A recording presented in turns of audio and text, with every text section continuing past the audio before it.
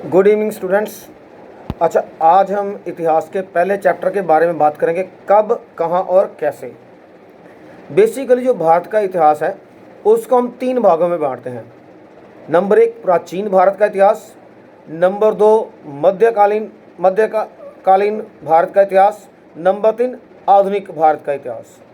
सिंधु घाटी सभ्यता से लेकर जब तक मुस्लिम आक्रमणकारी आए तब तक के इतिहास को हम कहते हैं प्राचीन भारत का इतिहास।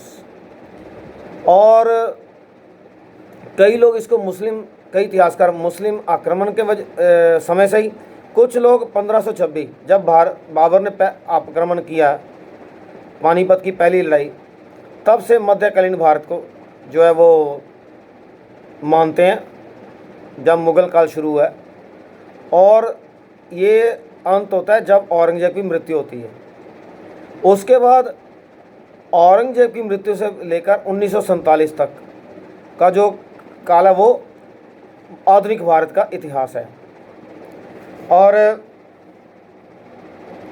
इसके बारे में, क्योंकि जब पहले तो कई मुस्लिम जातियाँ जिन्होंने हमारे देश के ऊपर शासन किया, अंत में मुग़ल वंश आया।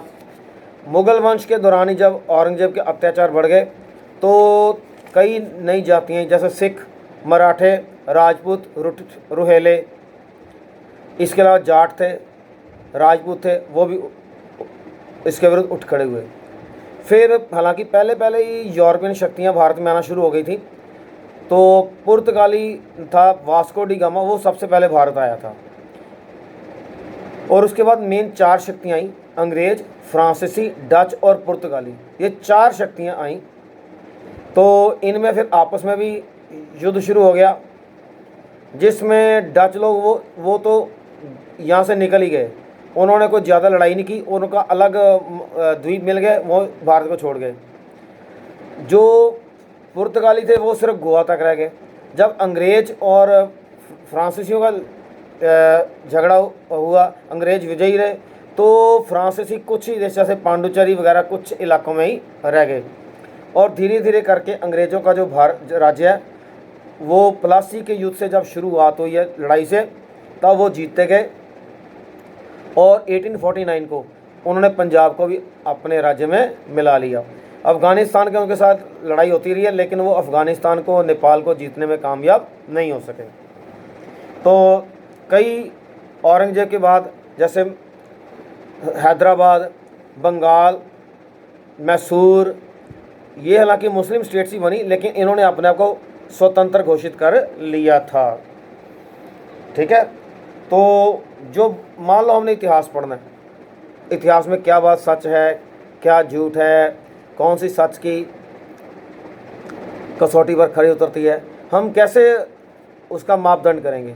सब तो पहले आ जाती पुस्तकें, क्योंकि पहले तो जब पुस्तकें छपनी शुरू हो गई, छपाई का काम मनुष्य ने सीख लिया, तो जो भी वो कोई उस वक़्त के लेखक थे, उस समय के हालात को किताबों में लिख लेते थे।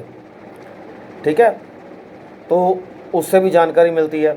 फिर सरकारी दस्तावेज, जो सरकारी ऑर्डर हैं, तो कि सरकार का प्रजा के प्रति क्या एटीट्यूड था, क्या व्यवहार था, वो उन आदेशों से, उन नोटिफिकेशंस थे पता चल जाता है।